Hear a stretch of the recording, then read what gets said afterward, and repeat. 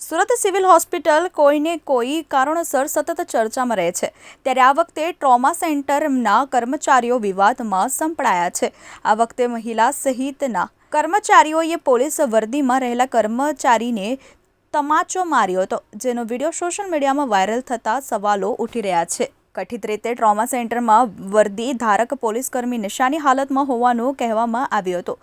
ત્યારબાદ પોલીસકર્મી ટ્રોમા સેન્ટરની બહાર જઈ રહ્યો હતો, ત્યારે વર્ગ 4ના કર્મચારીઓ તેની પાછળ દોડતા આવ્યા હતા। પુરુષોએ પોલીસકર્મીના હાથ પકડ્યા હતા, જ્યારે એક મહિલાએ તમાચો મારી દીધો હતો। આ સમગ્ર ઘટના હાજર લોકોએ પોતાના મોબાઈલ કેમેરામાં કેદ કરી દીધો હતો।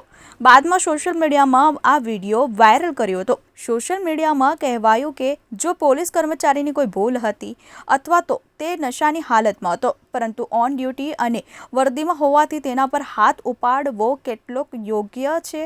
જો તેનો કોઈ દોષ હોય અથવા તો કાયદાનો ભંગ કર્યો હોય તો 100 નંબર પર ડાયલ કરીને પીસીઆરને કોલ કરવો યોગ્ય હતો, પરંતુ આ રીતે હોસ્પિટલનો સ્ટાફ કાયદો હાથમાં લે તે કેટલું યોગ્ય છે તેવા સવાલો ઉઠ્યા છે।